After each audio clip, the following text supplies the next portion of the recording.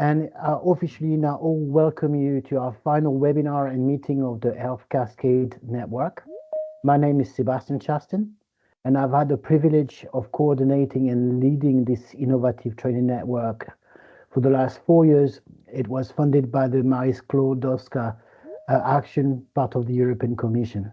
And we are very, very grateful to the European Commission and the support of MSCA and the Marie Curie Alumni Association, with who we worked with very closely, who allowed us to do this fundamental work that would have not been possible because it's so transdisciplinary and fundamental in nature. Moving forward. Yeah, we have a packed agenda. Oh, sorry. First, the housekeeping. This meeting is recorded because it's a webinar that will be broadcasting for the people that couldn't make it today. All slides will share with all the attendees after the event. If you have questions, we use a Q&A system. We will pause throughout to try to answer them. Our project manager, Nive, is collecting them and just making sure that the relevant people will answer the relevant questions. Feel free to move around, avoid sitting for too long. We are all health professionals pretty much, so we know how important that is. So we have a pretty packed agenda for the day. So we have gone through the welcome and introduction. I will introduce you to Health Cascade. Then we have two external speakers who are kind of collaborators we worked with really closely during the network in different parts of the world, Aaron Davis and Knud Ryom from Sweden. And then we'll give you a retrospective summary of the findings of Health Cascade over the last 4 years.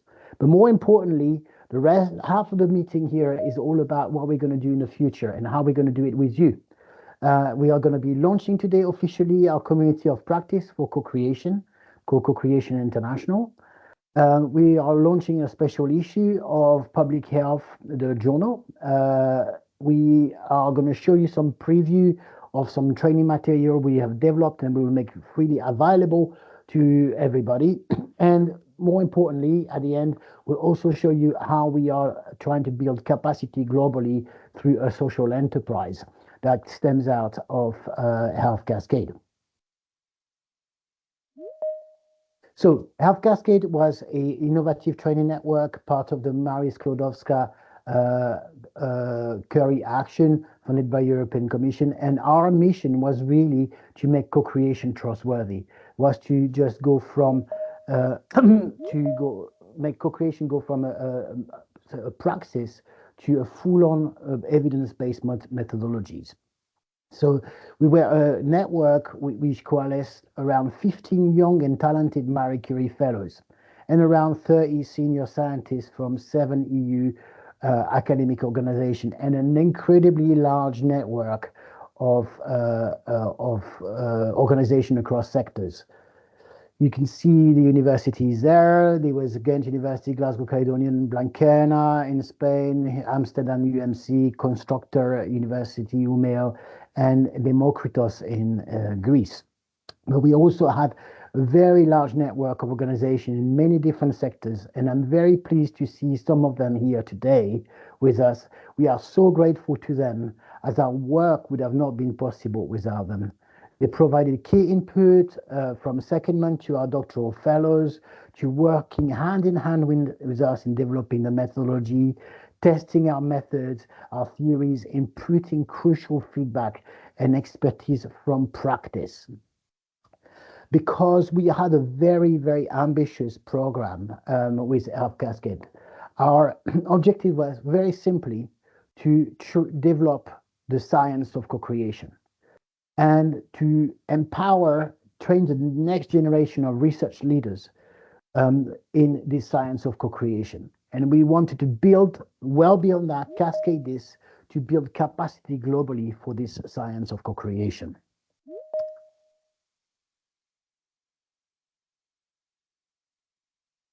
So in no special order, you can see here our fellows, and we are incredibly proud of all 15 of them. 4 of them have already graduated, but we know, we ascertained this morning in our final meeting, that all of them will go through and obtain the PhD in the coming weeks. And we are very, very, very proud of them. They are incredibly talented young people. It's a huge achievement what they've done, because they not only worked on their own personal thesis, but they did an incredible amount of work collectively. And what we've done is this. We actually did what we practice. We co-created the methodology for co-creation. And these guys and girls worked incredibly hard together. They coalesced around this mission and developed something really, really powerful. We encourage you to follow them, because they're all going to be rising stars in the future. And more importantly, collectively, they are a real force to advance science toward a more participative science in the future. Right. Co-creation, we need two things really to make it happen. We need fabulous facilitation, and I'm sure amongst you in the room today, there are incredible facilitators. People are capable of getting the energy going and getting people to work together. But that's not enough. We also need a robust methodology around it. And that robust methodology, it needs to have theory, method, evaluation, and ethics underpin it. And this kind of co-creation is exactly what we need going forward, because traditional siloed approaches no longer are adequate for tackling public health challenges of our time. From the global rise of chronic conditions and mental health issues to pandemic and deep-rooted health inequalities, there is not just medical problem. There are complex societal challenges as well that cut across systems, sectors, and scales. So what we need is an interdisciplinary expertise, but also transdisciplinary, transsectoral collaboration. That means going well beyond and bridging academic disciplines and traditional activity sectors to actively work across institution, profession, societal boundaries, bringing together researchers, practitioners, policymakers, communities as equal partners in the co-creation of knowledge and solutions. This is the essence of co-creation. And co-creation has been practiced for a long time by many people, and we have developed amazing skills at facilitating co-creation. But if we want this to really scale and use it to build global capacity for co-creation, not only we need this fabulous facilitation, but we also need a really robust methodology to underpin it. And by methodology, we do not mean that individual engagement method, but real science with theory, methods, evaluation, and in ethics underpinning it. So this is why Health Cascade developed evidence-based co-creation, or the science of co-creation. And by evidence-based, we really mean that the co-creation needs to be based on evidence itself. But it also needs to use evidence-based methodology and evidence-based methods, so that these can facilitate collective intelligence and creativity to find the right solutions for the big complex problem we are facing. And this is what Health Cascade set out to do about 5 years ago now, building on previous work made by some people in the consortium, to create really, to make co-creation trustworthy. By combining methodological inquiries, testing this into the real world in living labs, build supportive technologies that would enable it and enhance it, and package a lot in the capacity building systems that we are actually launching today. But without further ado, I would like to let the two people from our network tell you a bit more about their experience of co-creation. Aaron and Knud will show them what they do with this, and we've engaged with them throughout developing all this. And after that, one of our fellow, Mira Vogelsang, will kindly agree to give you a retrospective of all the findings and key outputs of Health Cascade in a bite-sized format for you. So without further ado, I'm going to hand it over to Knud first, I think it is. Aaron first. Sorry, Aaron, it's over to you. Take it away. Thank you so much, Seb. And you should have known I'd be first. I have two A's at the start of my name, so I'm always first in the alphabet and first on things like this one. Good evening, everybody, or good morning, or good afternoon, wherever it is for you.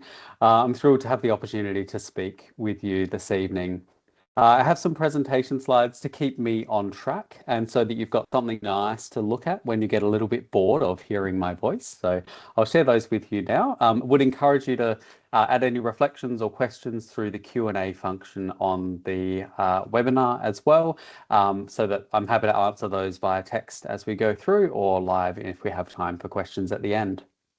So as Seb said, my name is Aaron Davis. I work at the University of South Australia, so on the other side of the world from most people on this call, but I'm thrilled to have had the opportunity to connect with Health Cascade over the past few years. I've got three things to share with you, and I promise I will finish in less than 20 minutes. I'm going to start by introducing my professional background as well as my personal background, which will give you a sense of why I approach co-creation in the way that I do. Then I want to share two ideas that I would really encourage everybody to take up the baton on and to continue as the legacy of Health Cascade really pushes co-creation forward into the next few years. So in terms of my background, many of you will be familiar with the design squiggle, and I like to think of my life a little bit like the design squiggle, except backwards. That everything started off, I knew what I wanted to do. I was a musician, a classical clarinetist in an opera orchestra. Then I decided to become an architect, and then I decided to become an academic. And from there, I've gotten involved in everything you can possibly imagine to do with healthcare co-creation, which I find far more rewarding than what I was doing previously. But I think I'm one of the few people on the call without a health background. I'm really passionate about doing better co-creation and co-design. In Australia, we use the term co-design more frequently, so apologies if I slip into that language. But I'm passionate about exploring the value of participation for people in co-creation projects, the ethics of participation, inclusive participation, participatory methods, how we evaluate processes as well as outcomes, and participant-centered planning processes. And I think all of these are really intimately linked together. I've started using the term co-X rather than co-creation, co-design, co-production, participatory design, PPI, because I find it easier. But again, apologies if I use a term that's unfamiliar to you. What I think all of these have in common that we would all agree on is this old adage of working with rather than on or for. But one of the things I've picked up in the last few years as well is the danger to remember that it is working with, not necessarily things created by. So remembering that the co is collaborative, not necessarily consumer, and that we all bring our professional expertise to co-creation, and it's where we have that transdisciplinary collaboration that includes our consumer partners, as well as all of our healthcare disciplines that we undertake true co-creation projects. So building on the work of Sanders and Stappers, I'm sure everybody has seen these diagrams to think about how we enter into relationships together. I like to think of everybody as an expert. It's just in different things, and really reiterating in any co-creation project that we are all absolute experts in being us and representing our own perspectives in these things. And that really reiterates the importance of working with people rather than seeing ourselves as experts to downplay our role or to oversell our role or to take power or to give too much power, but really to just be genuine in the way that we are collaborating with people. And that you'll see informs a lot of what I'm going to present in a few ideas. I'm quite passionate about asking the right questions. So not asking people what they want, but helping people through co-creation methodologies to explore what we're trying to achieve together. So not building faster horses, but building better ways to get from one place to another. And also as a designer, as an architect, as a trained facilitator, I'm passionate about enabling people to use their creativity, to dream, to imagine and think about possibilities as a form of planning, rather than getting too wound up in only looking at evidence from scientific literature, but how we combine best evidence with imaginative and creative projects. So I do this, I like to call it under the umbrella of strategic design. I use a lot of futures and foresight methodologies to help us move away from using co-creation to do a lot of busy work, but not actually get anywhere, to bring a strategic objective. So instead of being lost on a Los Angeles freeway, going round and round in circles really quickly, but not achieving much, we can set a vision for where we're trying to go and then work together to establish that. So looking to a beacon on the horizon. The lighthouse is a poor metaphor because if you ever reached your beacon on the horizon, your ship has crashed on the rocks and everybody's drowned.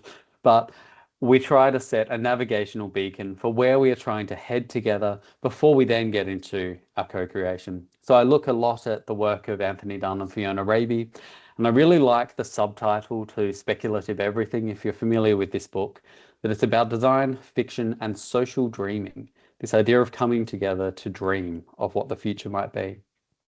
So I've used these methodologies around the world with the World Dental Federation. This is a project we recently wrapped up with the World Health Organization, looking at what the future of public health in the Asia Pacific region might look like, using Lego Serious Play, using co-creation methodologies to arrive at a series of speculative futures together, where we can think about where do we actually want public health to be heading over the next 75 years. So we paired objects from the future with objects from the past to have some deep conversations with health ministers, with decision makers, with key policy makers about where are our health priorities. So for example, down in the bottom left, you can see a constriction hygiene unit that was a reflection on a potential future based on the life straw of individual responsibility for surviving in a polluted environment, which we'd all agree the life straw is fantastic. But when we worked through co-creation to explore these futures, if we extend that individual responsibility rather than doing something about the environments themselves, we could end up in an environment with implantable devices to snap our jaw shut in times of pollution. So these are speculative objects, these are speculative futures, things that we can create together as a way of having some interesting conversations that then link back to some of our ethics and some of our ideas that we bring into our more practical co-creation together.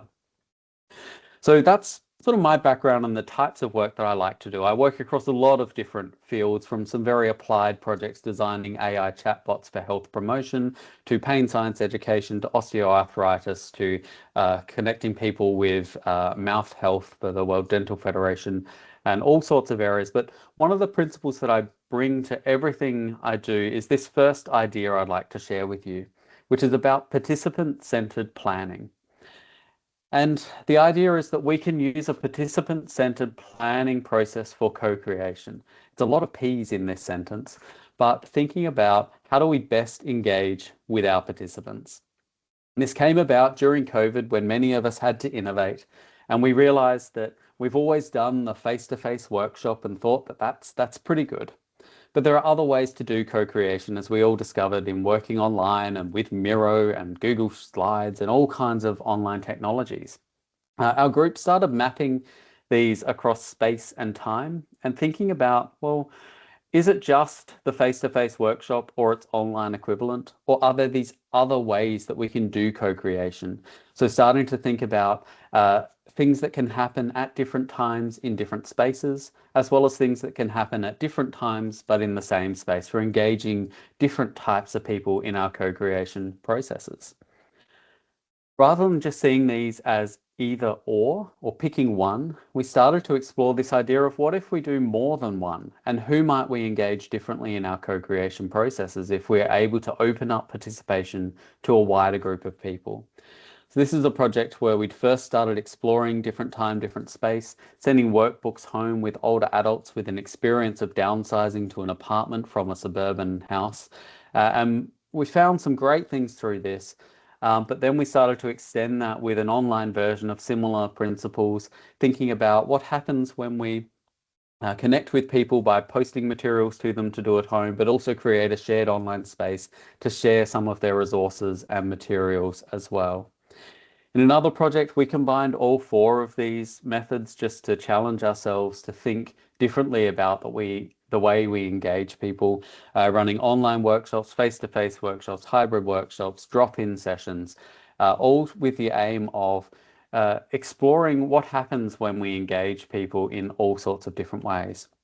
The project I'd like to share in slightly more detail was with the Australian Academy of Sciences. And I'm not sure if anyone's been to Australia, but it's a pretty big place. And so we initially started with the idea that we would bring everybody to Canberra, which is, for your next trivia night, Canberra is the capital of Australia, not Sydney, not Melbourne. And the Academy wanted to bring everybody together to talk about the future of science in the country. COVID happened and we couldn't do that. So instead we engaged through this framework with the idea that we could have a few different methods for engaging people, running online sessions, but also thinking about how people could participate outside of that framing. So by creating this more complex network of co-creators that we were working with, we're able to reach a very different type of participant. We had a fabulous keynote recorded by Professor Chastin. Justin lived with motor neuron disease and wrote and recorded his video presentation using an eye tracker to communicate. And it was a very moving and powerful presentation about his experience of publishing in the journal Nature, as well as the expectations of scientists. But we collected a lot of people together in an online environment to co-create something special. And we used multiple options to allow people to communicate, to participate, to do things in as many different ways as possible, making funding available for interpreters, for sign language, providing opportunities for people to access childcare for their children they were looking after, all in the name of helping people to participate. And there's lots of numbers about this project, and we had 228 participants. 33,000 words of stories were shared with us about people's experiences of working in science. In our live event, we had 304 live participants with 15 facilitators, 8 concurrent Zoom calls, and 63 breakout session discussions. But the most important thing about this process was one piece of feedback that we received at the end of the event. And that piece of feedback was this from Dion Detterer, who was a PhD candidate in computational biology. And he shared, you know, this was the first time I've ever felt like an equal participant. And up until this point, we'd seen the online engagement as less than face-to-face engagement, but this really took us aback and made us think, well, face-to-face engagement is great if you are, like me, a white male with no caring responsibilities and come along to events like this. But for other people, there are other opportunities that are created through different ways of doing co-creation that aren't based on what's good for the facilitator or what's good for necessarily the majority of participants, but thinking through how do we reach the most disadvantaged participant and what's going to work for that person in our co-creation. So starting with our participants' needs, thinking through what is the best way to work, not in terms of efficiency, but in terms of maximizing genuine participation would be the first challenge I would set out to the co-creation community to take forward as a legacy of the fantastic work that we've all started doing. The second idea builds on this, that to me, co-creation is not just about the things that we create. There's much more that happens when we come together to co-create, and I'm really interested in the other things as well as the outcomes. So evaluation to me is not just about the outcomes. There are many things we can evaluate, and there's a fabulous framework to call out one of the Health Cascade outputs. The Prosecco framework, recently launched, provides us with a really fantastic framing for having this conversation about the fact that there are many things that we can evaluate when it comes to our co-creation that we're working on. And this is so important to not just do a Likert scale survey at the end of a workshop and say, what did you think? But we can evaluate holistically and we can evaluate deeply what we've done together. Now, I think this is important because a co-creation process can be part of the outcome. It can be impactful and it can also be corrupted. Now, when a process is part of the outcome, it can be the materials that we create to co-create become something special, and they have a life that lives by engaging more people in active discussion. So in public health, more people talking about their mouths and about dental pain, We've had hundreds of people engaging for a long time, playing Tinder with facts about their mouths while in dentist waiting rooms. That's a huge public health impact that was accidental because we created some activities to engage with people that went on to become an intervention. I said before it can be impactful. Dion's story is impactful. This is a story I'll let you read yourself, but of a workshop participant who really came out of their shell as a result of being meaningfully engaged in a co-creation process where they felt agency for the first time in a long time, having a really big impact. I was sharing before the call started tonight. At a workshop today, I was very, very moved to tears at the end of the workshop as a gentleman who'd brought along his mute daughter mentioned that the co-creation process we had run had created a space where she uttered some words to me for the first time. She hadn't spoken in more than 12 months. And these processes of engagement, of connecting with people, of connecting with communities, can have a really transformative impact on the people we work with. And we often forget that what we're doing is powerful, that we are working with real people. It's not just professionals collaborating. We're all humans coming together to collaborate in co-creation. And so we've extended this idea to think about, well, what if we start capturing these well-being benefits of engaging in co-creation through frameworks like this, which comes from Max Neef. Manfred Max Neef was a psychologist, but we're applying this as an idea of well-doing. What if participating in our research is building people's well-being, or working in this way is actually making us feel that our cups are more full as people? Wouldn't that be a better way to take forward what we do as researchers, what we do as professionals when we come together with others?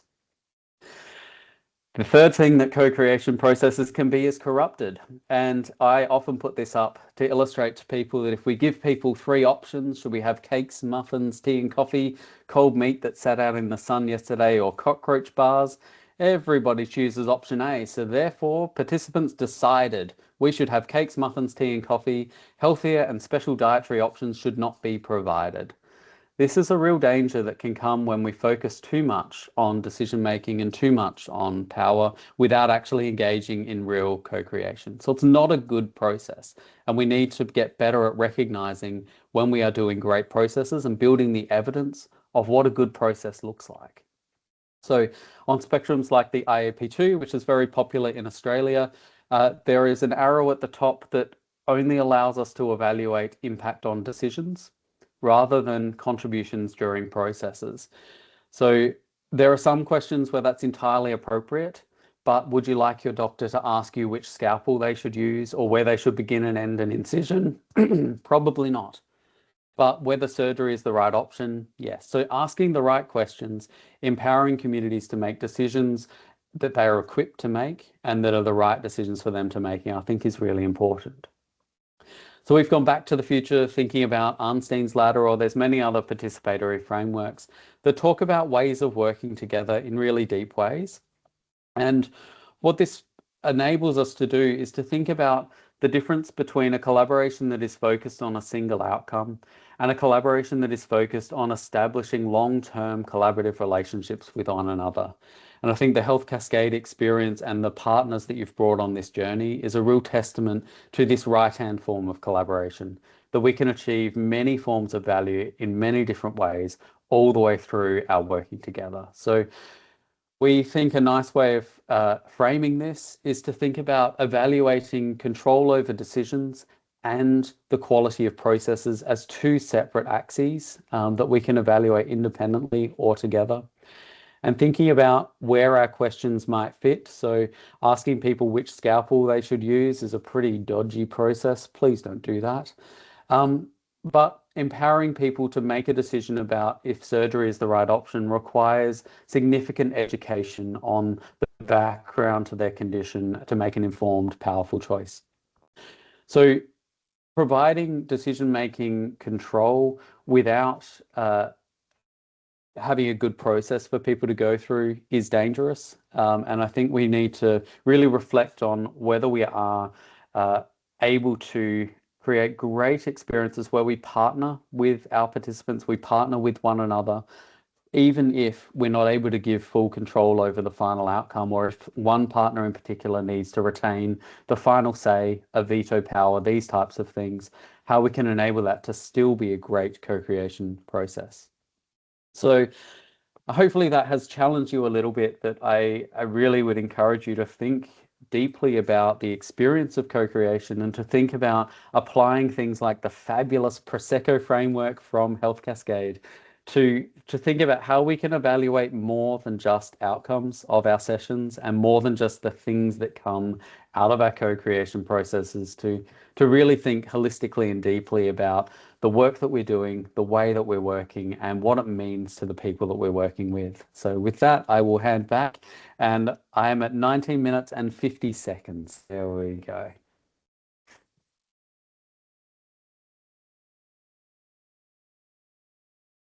Well done, Aaron, for the fabulous timekeeping. And people, we have to thank Aaron, who's actually just off a bus, traveling through Australia, going from town to town, co-creating along the way. So it's a very punishing schedule, and they are on the other side of the clock compared to us.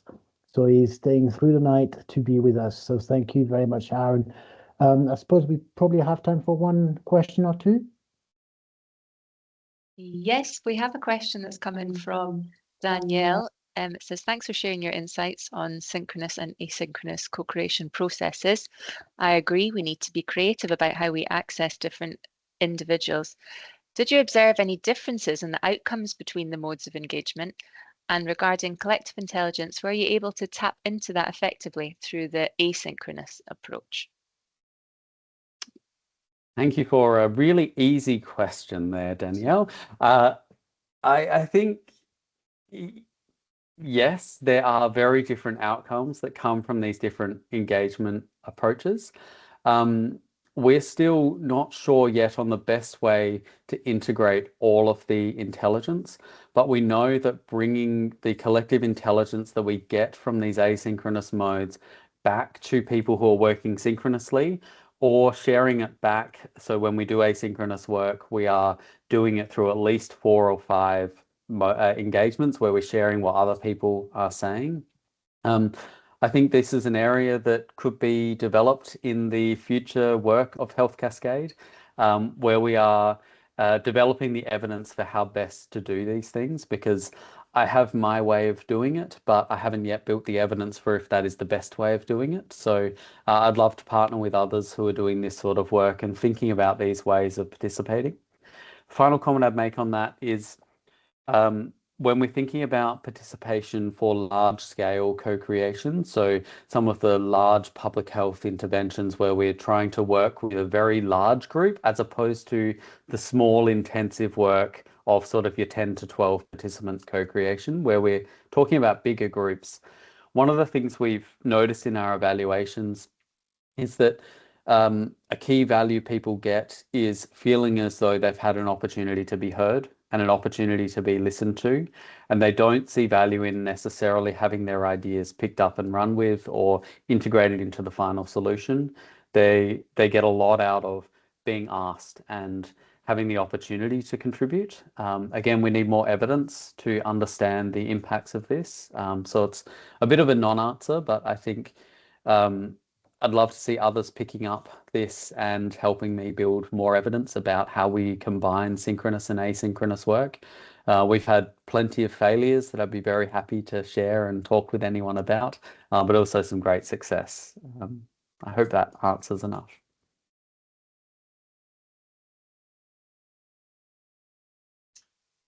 Thank you very much, Aaron. And we wish you all the best with your road trip, co-creation road trip, which is something fantastic. I can't wait to do that in Scotland. It'll be really great fun. So we'll have the recipe when you're finished. Your towns are a little closer together in Scotland. I'm very jealous. You don't have 3 hours between towns. They are. So without further ado, let me introduce you to Knud Ryom, who's actually going to talk to us about how he uses co-creation effectively for health promotion. Knud, take it away.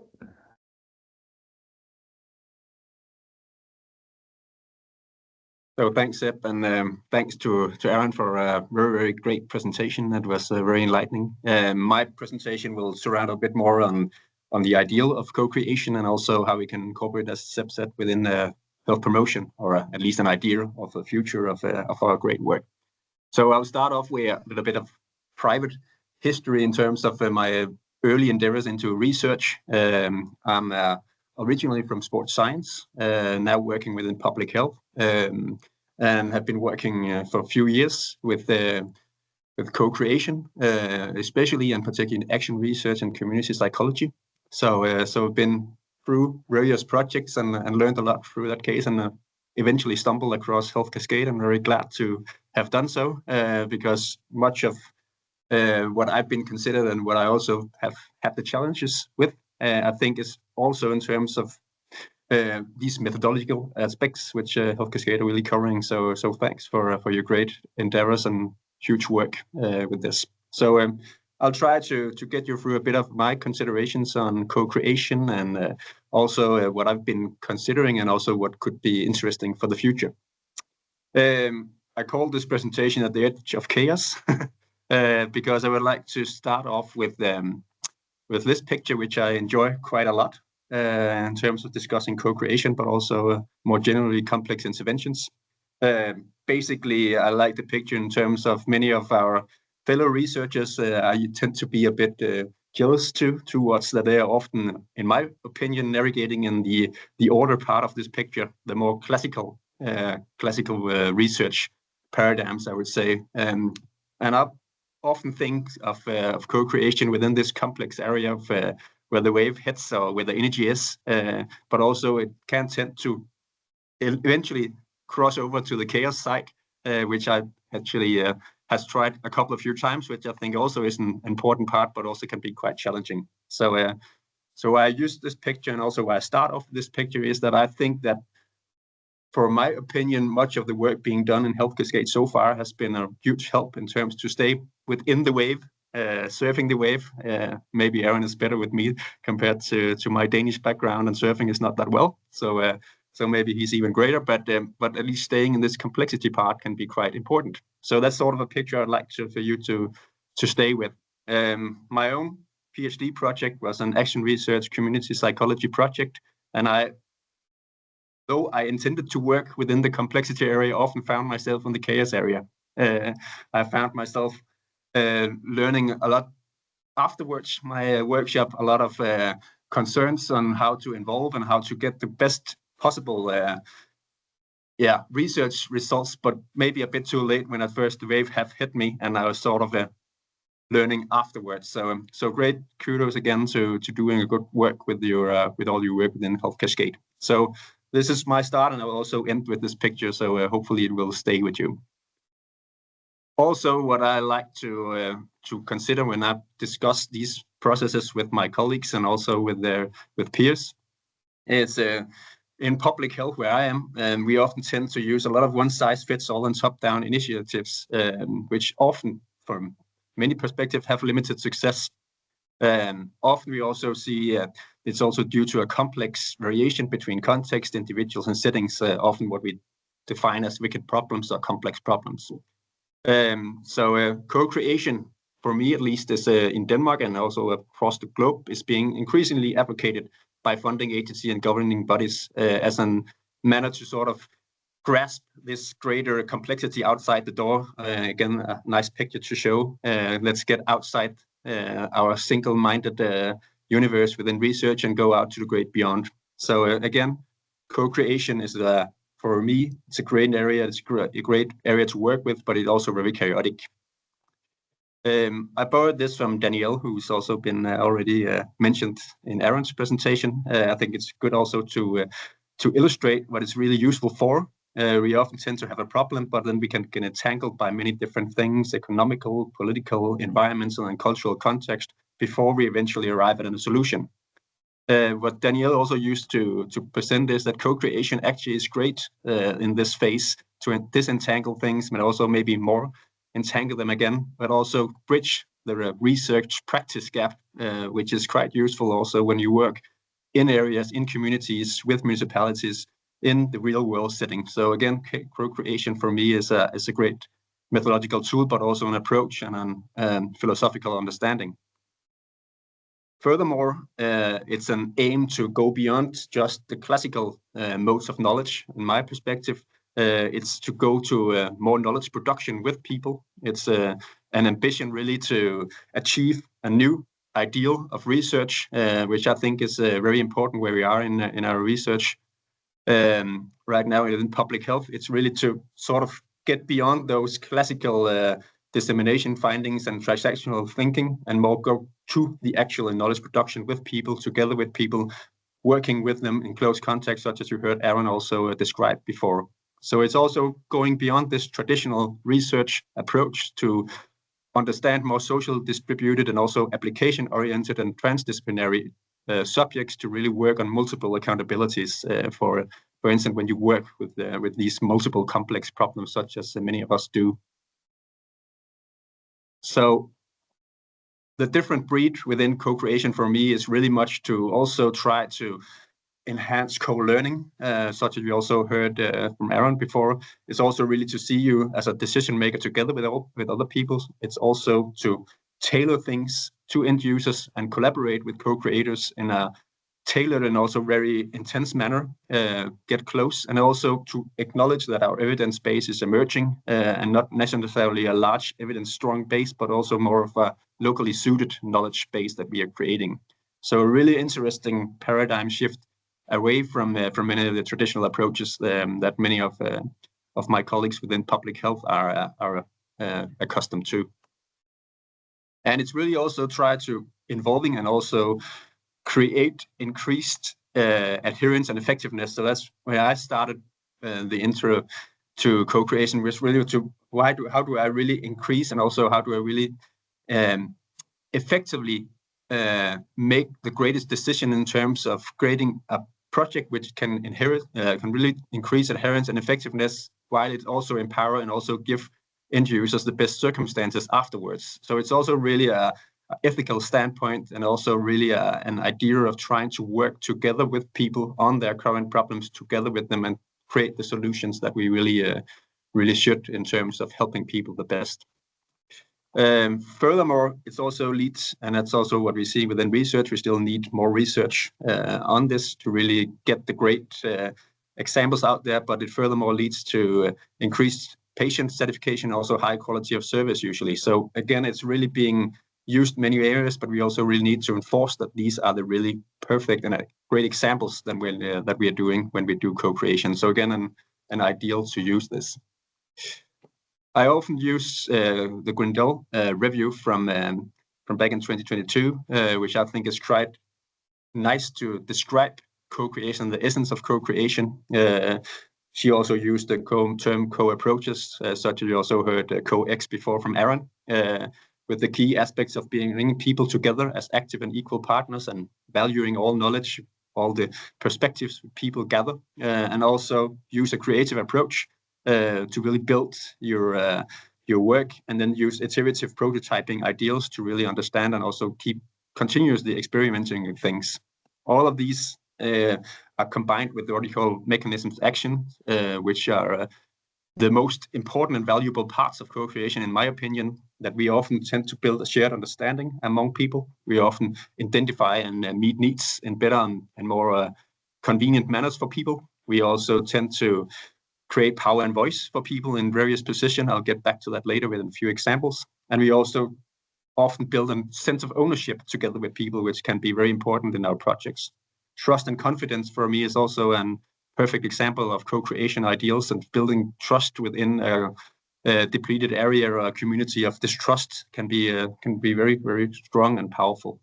Outcomes are as we intend them and want them: more greater implementation in practice, more usable research products, and also more relevant and acceptable research products. So I really think this is a great piece to really also, if you are to convince colleagues that co-creation is the right way, this can be a great approach, and also a great piece to share with people. So this leaves me with the why co-creation could be important within health promotion. this is a health cascade piece, and also saying what are co-creation really bringing in terms of the extra to a research project. Collective intelligence that we are building, collective intelligence together. We're also working with collective creativity in a creative manner. We also used to build empowerment as an important part, and then participation and decision making. So really 5 great ideals just in themselves, but it also quite actually are very convenient fitting within this Ottawa Charter, old Ottawa Charter example from WHO back in 1986, where this was first published, which I think is actually a great piece still. It's 40 years, always in the 40 years, almost in the making next year. But it's a great example of how really we should work with our research projects, and also within public health really can build greater projects together. So the Ottawa Charter was an example of how we could really go beyond only developing personal skills, but also could strengthen community action and enable people and mediate and advocate for newer ideals and create supportive environments. It also was about building more healthy public policies. Also, really many ideals which fits greatly within the co-creation ideals in themselves. So those 2 processes are quite interesting to link and also to consider. The Ottawa Charter for me is a great example of how people was actually quite forward thinking back in the 80s, and also what we really need to be considering right now in a mixed world, and also create a challenging world in the moment, how we really need to incorporate and also embrace those ideals. So I try to end off here with a few examples again. How can these 2 fit more together? And how can we link co-creation even more to health promotion than today? First off, both health promotion and co-creation are established practice-based concepts rooted in participation and collaboration. So they're great in that regard and sense. It's also, despite the similarities, there's still a limited integration of health promotion within co-creation in research and practice. So I really think we could be more elaborate there and work more towards that. It's also a limited existing connection between the existing projects out there and also the growing promises of both approaches. So co-creation and health promotion should really be viewed as mutual reinforcing and offering a collaborative, participatory, and a context-sensitive framework together, which really is the link between those 2. Further research is recommended, and also this is based on a nice piece by Hamburg and Cluley from 2021 to really say that this is really a field of area where I think we could connect and also get co-creation much more connected to something which is extremely important in the world right now, and also in the future for creating greater health benefits for all. So I think that could be a great link, and it also seems quite already linked in many ways. So we really need to enforce that these are great links, and also that we could develop and also create an area where co-creation won't be just a one-hit wonder or a way and approach that just everybody use, but really seem that this also needs to be considered deeper, and also this brings health promotion as an ideal more in regard to really building deeper understanding and not just using co-creation as a means of involving people, but really more as a deeply understanding of what we should do to help people in their local environment or wherever they live and have their general day-to-day living. So just an idea and a perspective.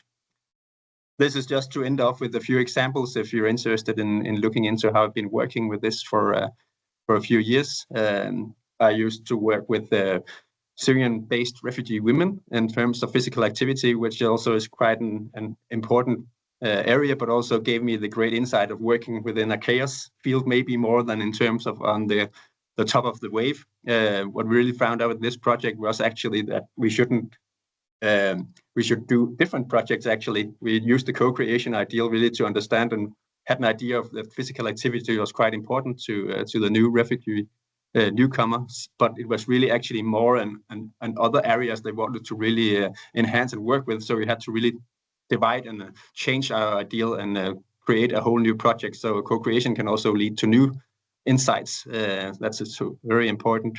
So that's just a piece of also showing the bad results can be good eventually. Right now, I'm working a lot with system dynamics and participatory approaches, trying to really facilitate and work with the whole communities to endeavor and also make the best possible living conditions for Danish children. Either it's a physical activity or it's mental health. So it's across the country right now to really build with these co-creation efforts. And I also have the great pleasure of having Health Cascade, Danielle, actually being part of this project to use and also to help us understand our processes. So that was quite great, and thanks for your great help, Danielle. So this is just to show you a bit of examples, and you can look more into it if you want. In other words, I would like to conclude with really saying that co-creation is operating every core value of health promotion, in my opinion. So that could be a great area of facilitating co-creation ideals more. It could also lead to more effective and equitable and sustainable health outcomes. And then again, the key message, as Aaron also stated in some regard, nothing about us without us. So I think that's the very important part of really using co-creation to enhance that. So my last picture would be, again, the surfing area, where I would really like to co-creation to not be considered as something only operating within chaos, which many of my colleagues actually sometimes thinks, but more in the complexity area on the top of the wave, in the wave, or whatever you would like to work with it, but really understanding and using method as a strong suit to really stay within the complexity of things and using the force to change the social conditions of people. That would be the end of my presentation.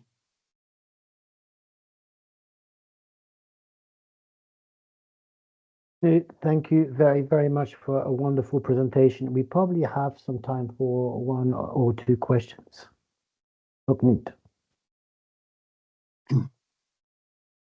I haven't seen any questions come in just yet. There has been one from Maria that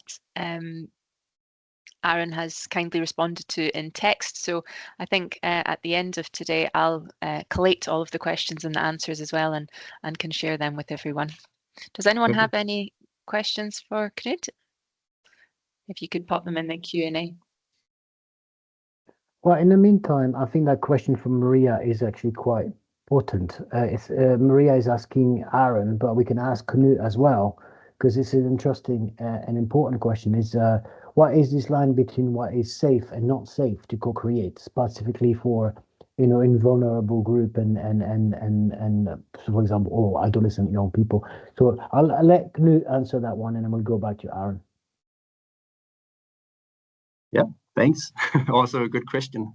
I think it's very important to have a sort of ethical consideration, or maybe an ethical protocol before you venture in within co-creation, actually considering what could be the unforeseen consequences of involving different groups. What I've experienced, for instance, involving the ethnic minority groups, such as Syrian refugees, can also be that they actually feel themselves a bit exposed, that they should deliver something. They need to really provide some answers which they don't think they got at the moment. So it can also be quite challenging in some regard to use co-creation with all groups. You really need to be considered in terms of how can you involve them and what would be a nice way of manner to involve them. So I usually tend to do an ethical protocol beforehand, what could be the unforeseen consequences of involving different groups, and then eventually also making a great script or playbook which is considering different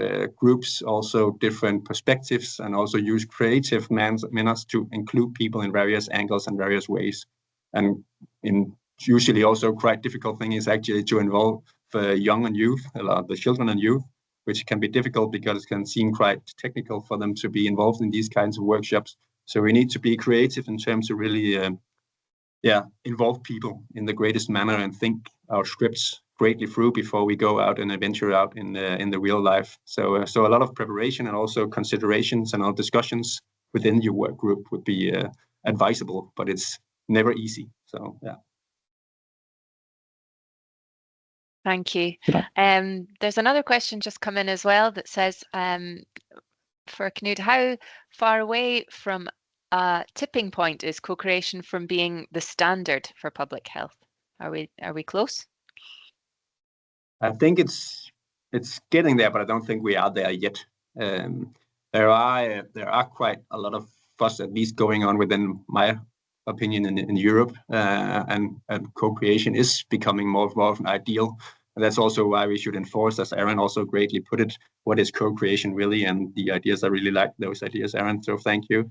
In terms of what is to be considered when you're doing co-creation. So again, I think it will probably become more and more standardized, but it also needs to be greatly considered if we're really doing co-creation or not, and what we need to apply with when we're doing these manners. So I think it would be great for the broader area also to be enlightened by the great results from co-creation, to example and understand what it really is co-creation, because it could also be, as I said, a one-hit wonder if we are not to really understand the deeper meaning of co-creation and the ideals beyond just involving people.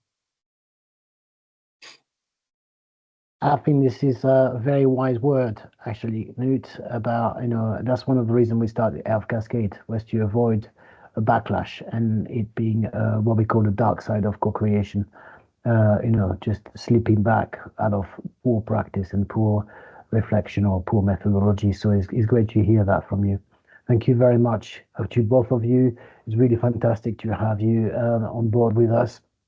And now we're going to move on to asking one of our fellows, Mira Vogelsang, to actually give us a retrospective of the output and the work done by Health Cascade. So it's a whirlwind tour. We'll give you a summary of what we did within 5 years of work, and you can then find all that work online, open on our website or our repositories. Mira, please take it away. Thank you, Seb. Hi, everyone. Yes, indeed. Thank you, Knud and Aaron, for the very nice presentations. I am Mira Vogelsang, one of the fellows based in Glasgow with Seb and Neve, and I've had a wonderful time. But as Seb mentioned, Health Cascade set out to establish the science of co-creation. This was a large-scale, multidisciplinary cooperation centered around the work of our 15 fellows, our amazing fellows, spanning desk-based research, qualitative studies, and real-world applications. We really believed in rolling up our sleeves and working together with a constant back and forth between conceptual, empirical, and theoretical work. To give you a sense of the scale, so here you see the Health Cascade, how we were set up. Then on the next slide, you see, to give you a sense of the scale, Health Cascade has led to 70 scientific publications, which are either published, in press, or under review. I'm going to try to give you a snapshot of all these outputs, and Maria is going to talk a bit later about those featured in the Public Health special issue. You can find a full list of all these publications on the Health Cascade website under resources and then publications, because we're going to go through them fast. So don't worry, you'll find them all there. Then co-creation is used in many fields, but the knowledge is very fragmented. Therefore, one of our first outputs aimed to consolidate this knowledge, resulting in a curated open source database that brings together all scientific publications on co-creation, but also participatory research from across different fields. It's already been very useful to many co-creation projects and been used in several systematic reviews related to co-creation. We strive to keep it up to date, and for this, we will reach out and seek help from the community of practice to keep it going. Then it was essential to identify an appropriate theoretical framework to inform the methodology. So we undertook a thorough exploration of relevant theoretical perspectives to strengthen the evidence base for co-creation. We found that co-creation is particularly well supported when approached through the lens of critical realism. This is a meta-theory which recognizes that there is an objective reality to the world we live in, but that our understanding of it is shaped and limited by our experiences and observations. This perspective encourages the integration of multiple theories, methods, and sources of data to examine public health challenges. It highlights the importance of embracing diverse stakeholder groups and viewpoints, and calls for a reflective approach that recognizes the limitations in what we observe or measure. Furthermore, while you're all likely familiar with Arnstein's ladder of participation, we argue that although the participation levels of different stakeholders can offer insight, this perspective is too simplistic. We found that trustworthy co-creation requires looking at 5 key dimensions of the co-creation process, which you can see on the screen, which are consistent across theories, research fields, and types of co-creation. Then, like all forms of research, co-creation must be ethical. However, due to its dynamic and evolving nature, we have developed some specific ethical procedures tailored to the collaborative and adaptive processes of co-creation. Then we also looked into the attributes and principles for co-creation, and we identified from participatory and research method literature 42 essential attributes of co-creation, which were then grouped into 11 principles that must be followed across 3 domains. And these, the first domain covers attributes that maximize the collective intelligence process. The second domain of attributes ensures the co-creation is underpinned by sound scientific rigor. And the third domain covers the attributes that ensure co-creation adheres to good governance. And this will be available shortly in the special issue as well. Then regarding the co-creation process itself, we've talked in the previous presentations about this as well, that there is a lot of confusion about what methods and methodology and process to use for co-creation in the literature, and that there's an abundance of papers presenting different models of a co-creation process. We don't believe that there is one that is particularly better than another, or that there is a set path really to follow. That what matters is that what you choose is fit for your purpose, and to recognize that co-creation is iterative and cyclical. What's going to make it good science is that it enacts the principles that we mentioned before, and that it follows a clear and documented protocol, which brings me to our next output, which is produces. This is a protocol framework. This is going to help you plan, conduct, and evaluate co-creation projects. Is evidence-based and just asks a series of simple but fundamental questions that are going to guide the creation of a tailored co-creation protocol. Then regarding the methods used in co-creation, very important. These methods are the tools used in workshops and working groups by co-creators to achieve specific tasks, ranging from getting to know one another, gathering information, designing prototypes, testing these prototypes. And these methods are really the building blocks or the Lego bricks of a co-creation process, as the process is made up of a sequence of those methods. It's important to use the right one at the right time for the right reasons, and that they uphold the co-creation principles, because if they don't, your entire process is going to be at risk. Therefore, we systematically reviewed over 700 different methods used in co-creation and organized them in the co-creation rainbow, which you can see on the screen. And we also developed a taxonomy to classify them, enabling us to stack the evidence around methods. Then this is a systematic review and exhaustive inventory of methods were translated into a practical tool called the method selector, which is ongoing on the screen, which is currently in use in over 100 projects worldwide. And this is going to help users really choose the right method at the right time for the right purpose. I'm going to let the video play a bit because it's nice to see it in action.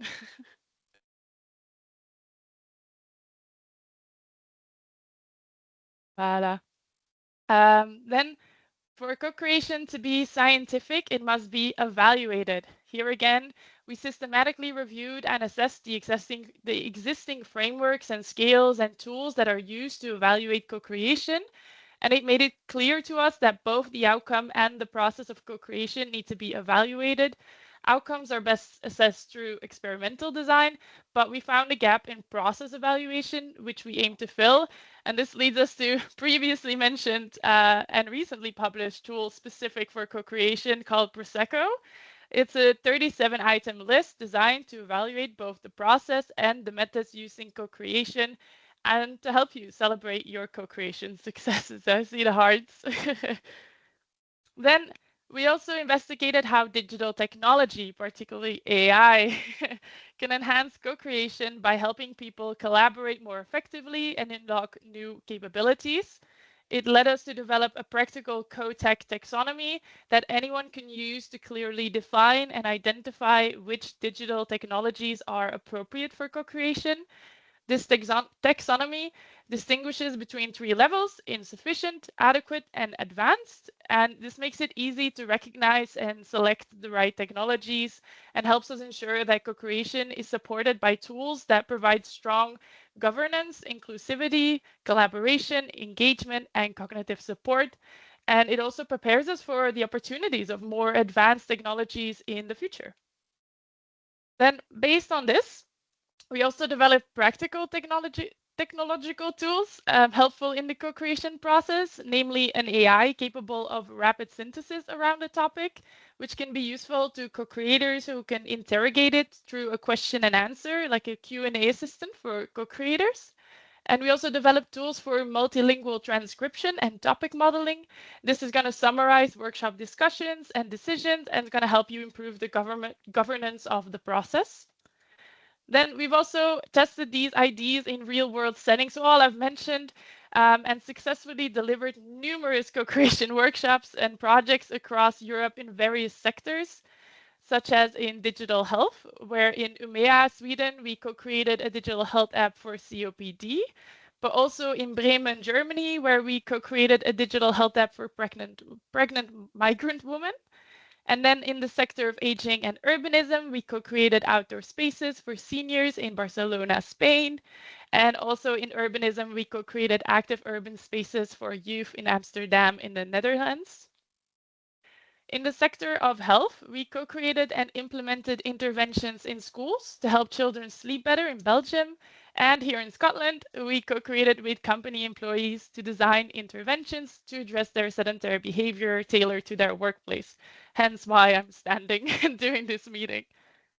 Then our approach of blending these methodology development with fieldwork has led also to develop some practical guides and insights for implementing and operationalizing the science of co-creation. In our special issue, you're going to find a planning roadmap for preparing your co-creation projects that provide tips and a structured guidance. There's also a new Producers Plus coming, which is a guideline that provides more in-depth guidance and recommendations for planning and implementing co-creation. Then there's also a guide to common pitfalls coming from our facilitators' experiences. All these little things that can go wrong and have terrible consequences. I think as co-creation facilitators know one or two at the top of their heads. And then we also explored how co-created interventions can be scaled up through collaboratively adapting them for a new context. And we examined what the facilitators and barriers are to implement in different contexts, specifically in low and middle income countries. Okay. Thank you for joining me, like Seb said, on this whirlwind tour of 5 years of intense research. I tried to touch on everything, but of course, the science of co-creation is just beginning, and we invite you to be part of it and help us to continue to build and share this knowledge. So we ask you to join Co-Creation International, our newly launched community of practice. We have a group on LinkedIn to stay in touch, to share our co-creation stories and help each other out, because it's all about collaboration, right? And next, I think Maria is going to talk about spectral issue, but they'll introduce more. I think we'll let Maria introduce the special issue. Thank you very much. So please join us on this Co-Creation International, because this is where we're going to carry the work forward, try to collaborate and cooperate across different research places and practice internationally, try to further the science of co-creation and cascade it down into practice, disseminate it. So it's an open forum on LinkedIn, and you can come and join us anytime. And we'll be posting updates as we go along, but we're looking forward to building a real community. I think we'll move on to ask Maria to tell us about that special issue, because Maria is also in Australia at the moment and she wants to go to bed at some point. So Maria, please take it away. Thank you very much, Seb. Hello, everyone. It's wonderful to see such a great turnout. Thank you for being here. And of course, thank you for these fantastic presentations.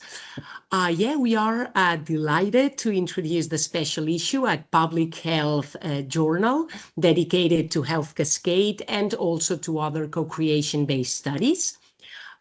This collection highlights innovative approaches and critical reflections on co-creation in public health, research and practice. Overall, a total of 19 manuscripts were submitted for consideration. Of these, 6 articles have already been accepted for publication. You can see them on the screen. And 8 are currently undergoing peer review, with 2 are with the authors for revision, and 3 have been declined publication. We are actually very excited to share the progress of this special issue and look forward to the valuable contributions it will bring to the field of public health and co-creation research, along with all the other publications that can be found in our webpage and that Mira presented beautifully a few minutes ago. So in this special issue, we present foundational studies on co-creation in public health, including the Producers Plus framework. It's a co-creation guidance, and the Prosecco framework for evaluating co-creation in public health interventions that Aaron mentioned earlier and Mira also explained a bit further.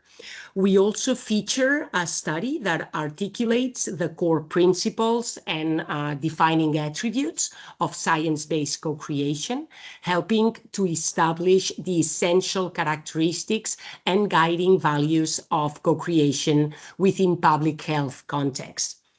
Additionally, and also Mira also introduced these couple of studies, but this issue includes a study that explores how digital technologies and artificial intelligence can enhance co-creation processes in public health, offering a comprehensive needs assessment and also critical recommendations. And finally, lastly but not least important, we showcase several applied research studies that put these methodological frameworks and principles into practice across diverse contexts and populations, demonstrating the adaptability and impact of co-creation in real-world public health settings. Mira also went through all the ESR's work in all these contexts and settings, highlighting how well can be adjusted at each context. We really look forward to sharing the finalized special issue with all of you very soon. And of course, you will also find all these publications in our webpage, and we will gladly share with all of you these findings and the ones that are to come in the future. So thank you very much for your interest, for your support, and we really look forward to continue with this amazing trip that we started 5 years ago. Maria, thank you very much. We're really looking forward to the special issue being published, to be a big repository of really the final outputs of Health Cascade. I think Health Cascade in total will amount to about 72 scientific articles covering anything from theory to very, very applied practical guides. So the last few will be in a public health special issues. Thank you very much for coordinating this, and we're looking forward to see it. We have a little bit of time because our speakers have been so good at keeping to time. They're incredibly well disciplined, despite the fact that we're doing research on the verge of chaos, as Knud put it so well earlier on. So we have the time for a few questions. Since we have the entire Health Cascade here at your disposal, you can ask as many questions as you want in the next 2 or 3 or 5 minutes, I suppose. So please fire away either through the Q&A, we're monitoring this, or just raise your hand and I suppose we'll open the mic. Is that possible, Neve? Yeah, that is possible.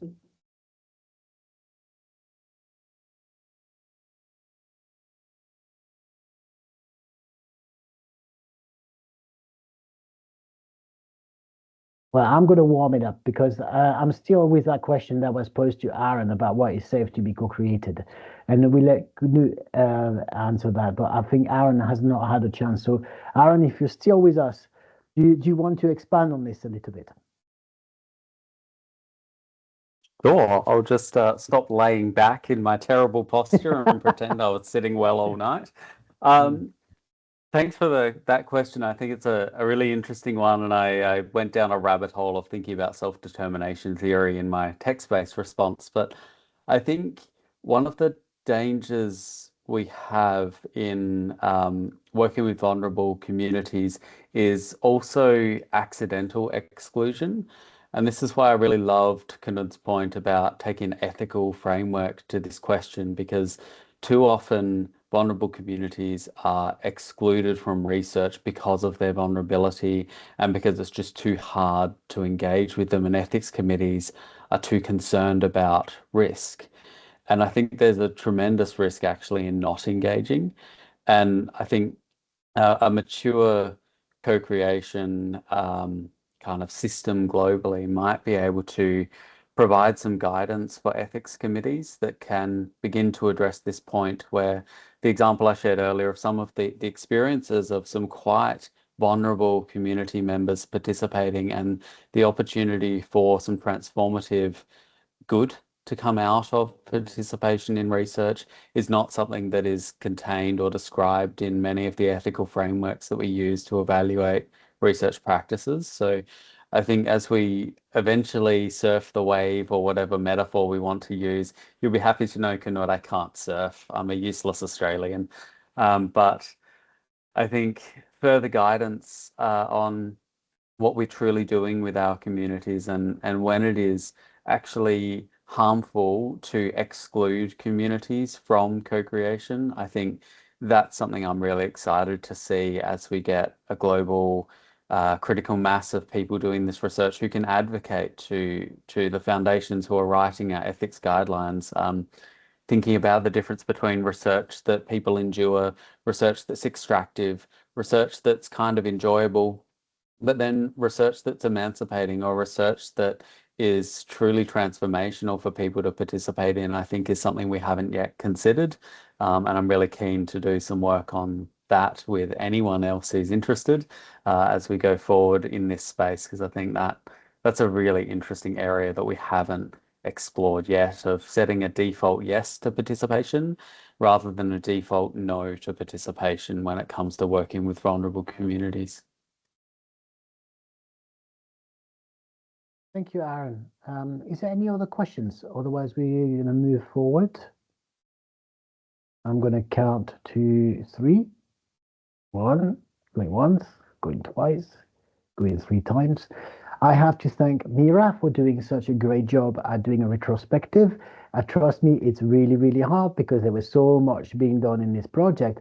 But what was really important for us from the outset was that we combine all this into some, make it openly available as training material. So when you go from doing the research to publishing the academic things to actually making it relevant to practice and make it practical, it gets tricky, and we had to devote time to this, and we had to devote energy to combine the efforts of all our doctoral fellows and all the people that were involved and all our partners that we worked with, including their feedback. So we set off with a very, very clear idea about how we were going to develop this training. And then we tried it, and everybody told us that this is the wrong thing to do. We want something smaller, quicker, more accessible, and easier to do. So we had to redo everything, and we are still in a process of finalizing this. But I'm going to let Quentin Loisel, one of our doctoral fellow, to introduce you to what we are actually outputting and the flavor of what it looks like. Quentin, take it away. Thank you, Seb. Yeah, it's thank you for having me. So my name is Quentin Rosel. I will present you a bit what we've done for the co-creation training. So um, as Seb said, that it has been one of the objectives from the consortium from the very early stage, and now I'm going to present you a bit the form it has now. So the first question is why we have created this training. So I think the first is like really to make co-creation more accessible to everyone. It is a complex process. It can be a bit overwhelming to approach it. So it was really to make it easy to start with, and also, as said, Seb, to introduce all our tool for effective co-creation, all the material we made, and kind of creating a legacy for all of the work made by Health Cascade. And so the next questions was like, who is the training for? So there is two main approach of that. Either you're speaking about type of your expertise and field, and the objective was really to make it for everyone because, well, co-creation is to co-create with very diverse type of peoples, which is from actually end users, but also practitioners, policymakers, researchers. So we needed to find a way to create kind of an entry door for everyone that could start from and say, okay, after doing this little training, we understand what is co-creation and we can move on together. So it can be also by interest if you're starting with co-creation, but also obviously we made it. So it's, if you're curious about our approach and our tools, even you know already a bit about co-creation, it's a good training to go for. So the next question is basically, what does the training looks like? So there is, let's say, two main parts of the training. The first one is a very easy video series with 10 modules, 3 case studies, 2.5 to 5 minute video, accessible to everyone, as I said. And we are basically approaching topics like how to make a case of co-creation, the dark side, how to approach it. We introduce how we organize it around the Produces framework, what are problems, objective, design, all these like key concepts and questions you need to have in mind when you want to approach co-creation. So as a first examples, we will basically watch one of the video, which is a module 3, the dark side of co-creation, and we can continue just after it.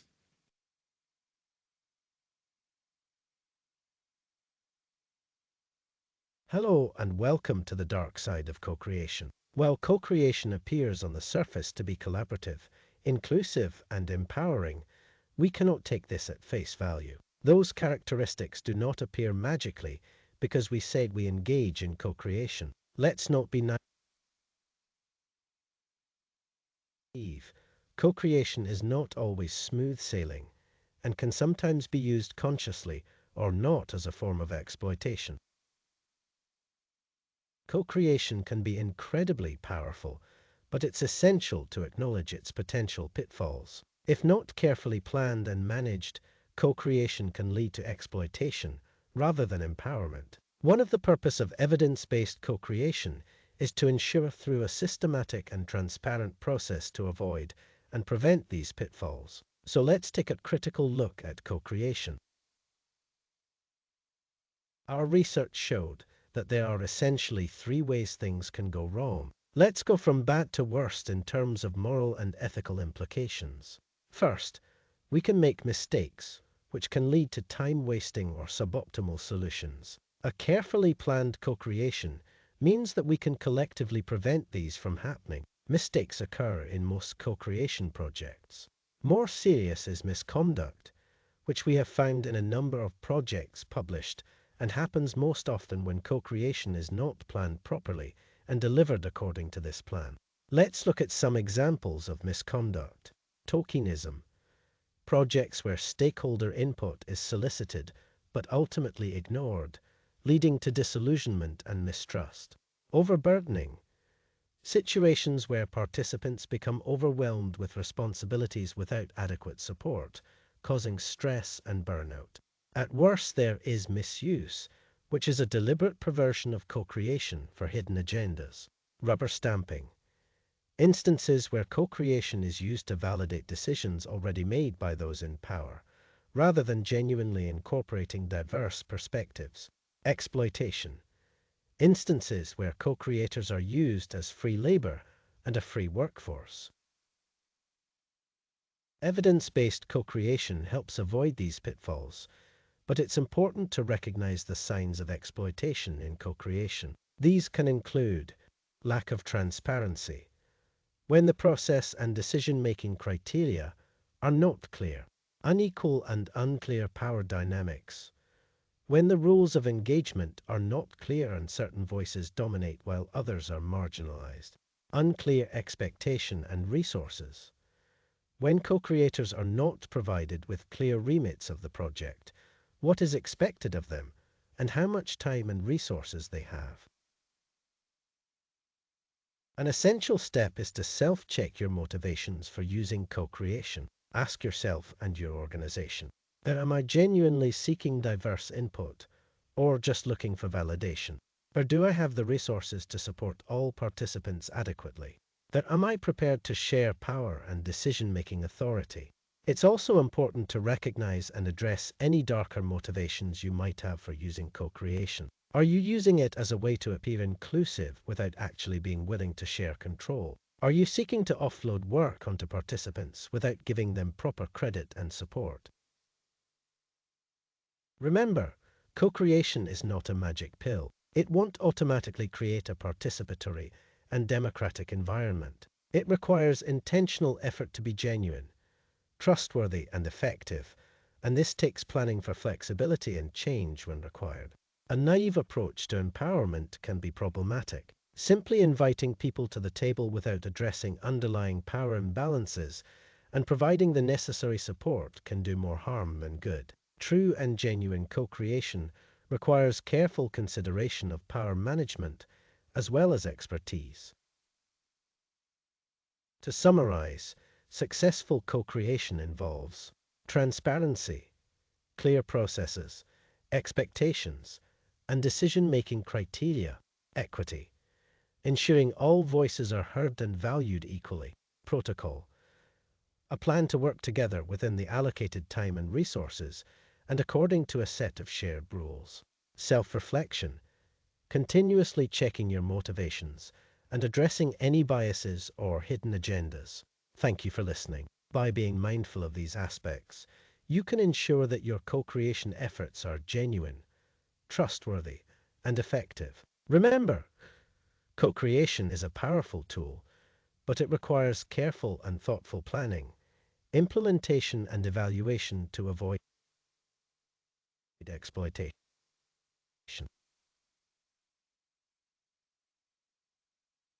All right, thank you for listening. So it gives you like an idea. It's very slow to go on the all the concept, and the idea that after like doing the first half an hour of the training, a bit more if you do the case study, you can actually understand all of these different concepts you need to have in mind. And also for your co-creators, you are really like starting with it. So then the next level we wanted to provide was like, let's say, a much more interactive and personalized experience. So we wanted to leverage a bit the new technology we have now with generative artificial intelligence to try to allow people who want to go further to be able to do so. So we created basically Producers plus AI Assistants, which is a chatbot will guide you through the Produce Plus framework, and we'll be able basically to exchange with you on the specificity of your project or ideas or questions or examples, because co-creation can take place in so many places and in so many different settings. So the idea is it's based on the Health Cascade work, and it's really about going to this new level of interactivity. So it's a good next step basically after the videos, but you can also like basically start with it if you prefer. So I will show you a little video of how it looks like. The interest is that you read the first about assessing if it's appropriate co-creation for your topic. We have a nice decisions-making tool for that. And then you can basically start the interaction with yes, and it will basically tell you, give you a bunch of questions where you can answer. And at this moment, you are very guided by the AI, and you can provide information about, okay, my problem is this, I want to talk about that, I want to think about this, and it will be supported by how it works and as knowledge. But you can also basically jump to another step of the Produces framework to say, okay, can we move to the evaluation? I'm much more interested about this. You can say, yeah, we can move about this and we can discuss and hear new questions. So it's really to help you to think your project and explore Produces in a much more interactive way. You can also ask for examples. For example, if you're not sure about what is evaluation and how we can adapt it, so you don't have to restrain yourself with the question if you don't have the answer. So really try to, some people are a bit more comfortable with AI than others, but this one is very narrow and organized toward this. So it should be quite easy to just follow the interaction. I will give you few advices still if you're starting with this type of technology, or just on the next slide.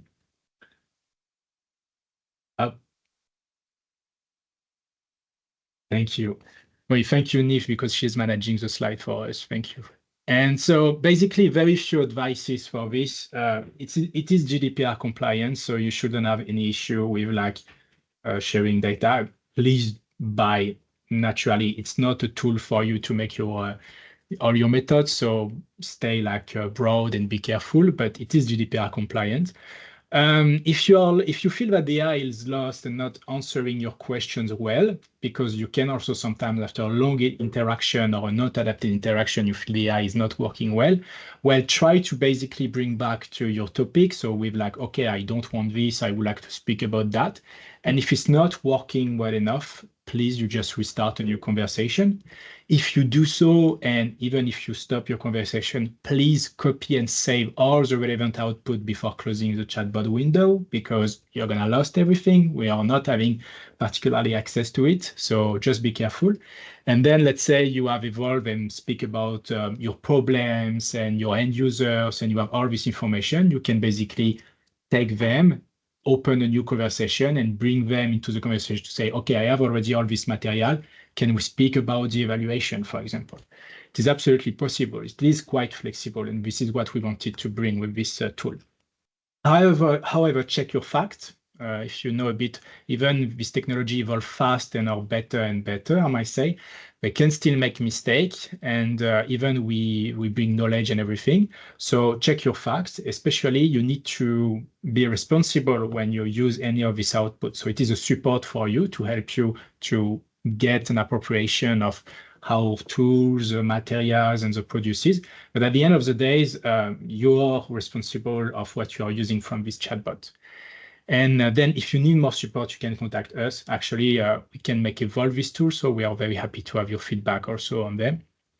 And you can find them basically on our website. If you go to Health Cascade training, and also for the video, we have a special link. I think we can share in the chat later or in the email with the video that will follow up this session. And basically, yeah, next slide, please. And basically this, we realized that, as said Seb, making an overall training, it's very complicated about co-creation, and people might like basically more to have a personalized support for their own project and everything. So we basically launched our new social enterprise that you can support your co-creation project.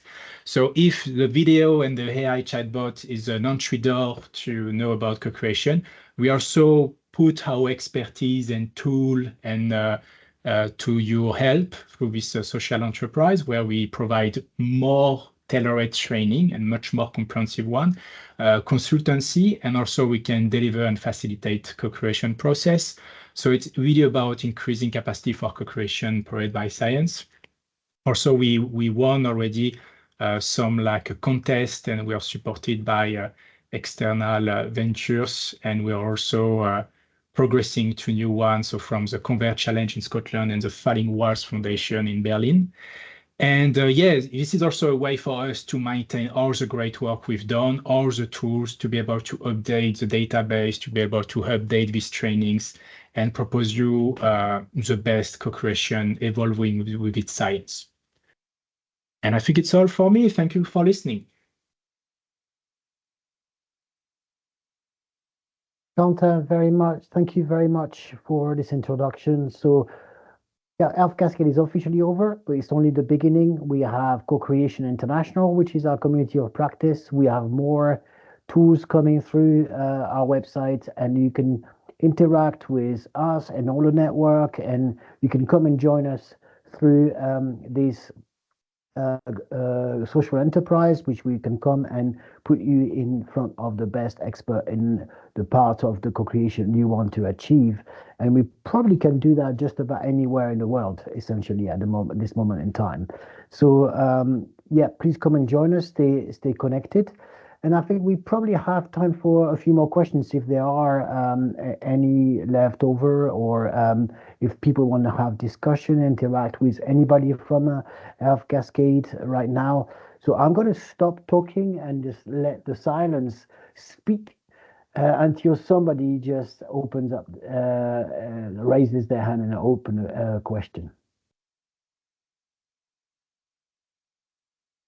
Sonia has raised her hand, so I'm just going to allow you to speak, Sonia.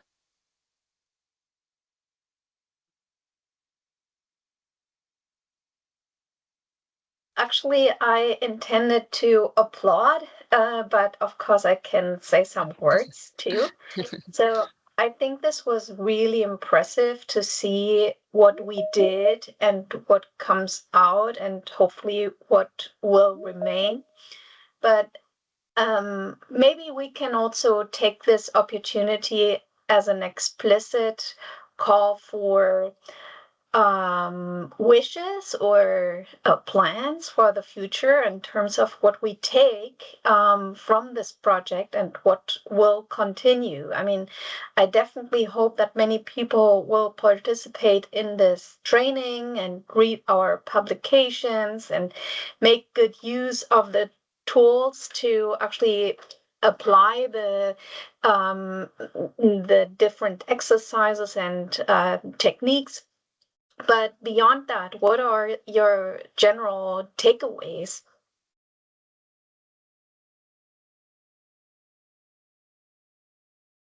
Who's that question to, Sonia? Everyone. Everyone. Okay, I'm gonna let our fantastic doctoral fellows answer this.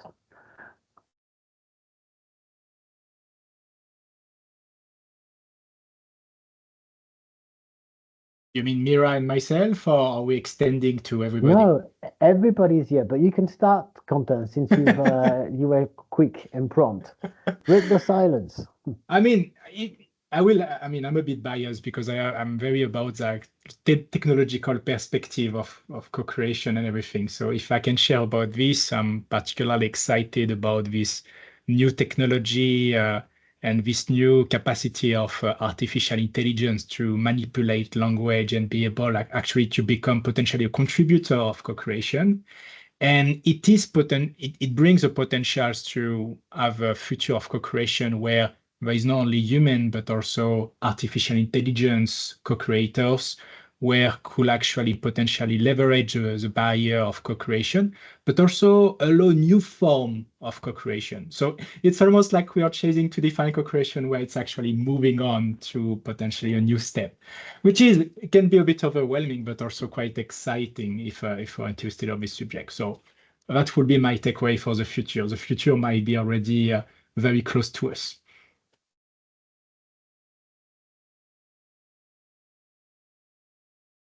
Maria, I think we have a question, a hand up. We're just allowing you to go ahead, Maria. You can talk now. Hello, everyone. Thank you very much for this amazing presentation. I'm a very admirer of Health Cascade. I've been following your work. I'm also a PhD student in the YOPA project, which is also about co-creation. And my question is more about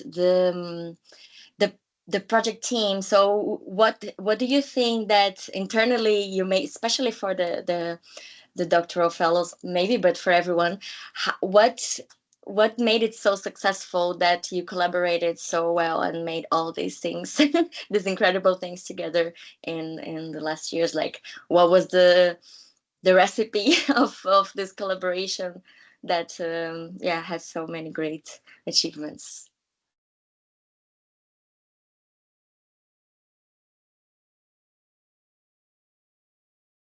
Do I need to talk again? Maite's coming on. Hang on, Maite, Maite. nice. Let me just allow it. There you are. Can you hear me? Yeah. Yes. Just a short answer, because I was thinking, I think everyone within the Health Cascade had the competences and the capacities of a co-creation facilitator. So everything what a facilitator of a co-creation process should need, like listening to each other, dialogue, empathy. We all had that. Am I sounding too full of ourselves? I don't know, but I think that was a very important aspect within Health Cascade, and I think everyone was the same. Yeah. Yeah, I think I agree, mate. Health Cascade is a Jedi school. Danielle, do you want to follow up?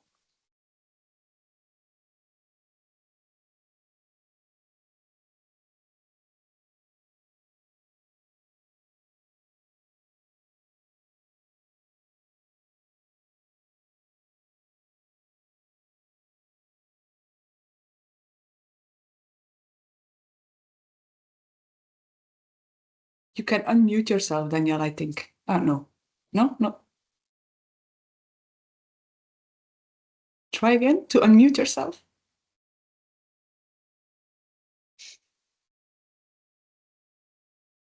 We'll take a comment from Titska while we'll try to fix you, Danielle. Yeah.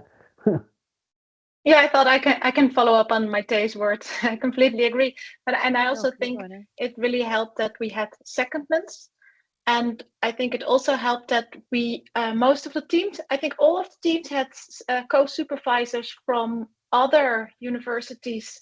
And that helped with getting a bit more information on all the other things that's going on. So that I think altogether that helped us to become a true network, I think, and really be able to know what's going on in other places as well.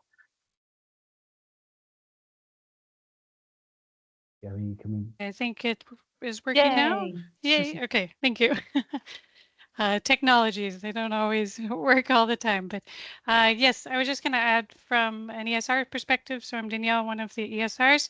And I mean, I think first of all, I think our supervisors and everyone that select us did a very smart job in picking complementary profiles. I think there was some kind of intelligence going on in the background in that sense.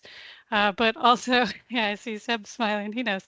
But also I think it was really nice because when you start a PhD, you think you're going to be alone and you're going to be kind of on this kind of journey by yourself, and then you run into all these questions and challenges.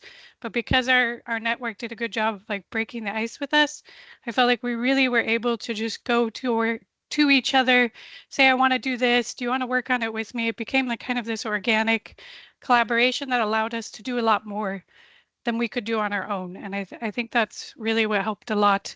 And because it's such a complex topic, there's so many areas to work on. I think we also felt the need that we need to lean on each other and we need to reach out to each other. So yeah, just wanted to add that. Thank you.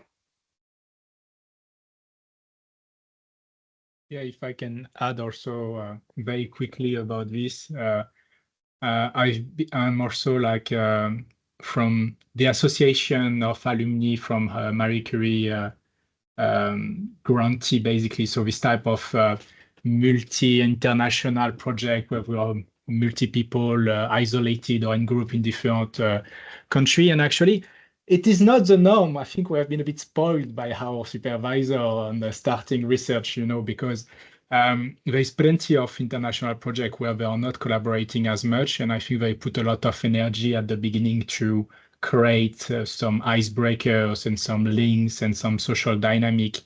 And I think it's a mix between, I mean, you know better, but like the fact that you knew each other before, how to work, also kind of the motto of co-creation. We need to co-create together, the science of co-creation. And yeah, I think it has been a lot of work for them and a constant push. So I absolutely, I'm grateful for that. But if you want to reproduce this in your project, it asks a lot of energy and I'm sure some help. Yeah.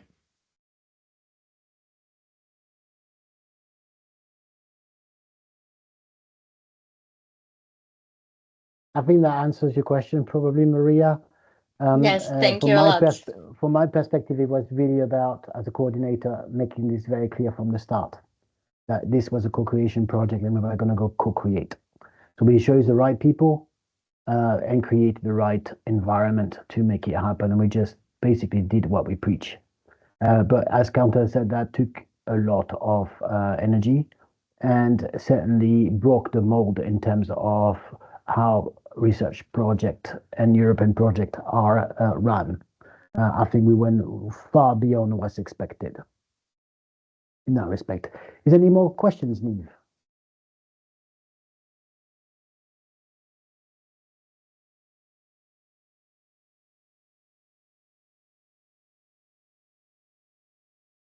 I don't see any in the Q&A. If anyone wants to come on, please raise your hand.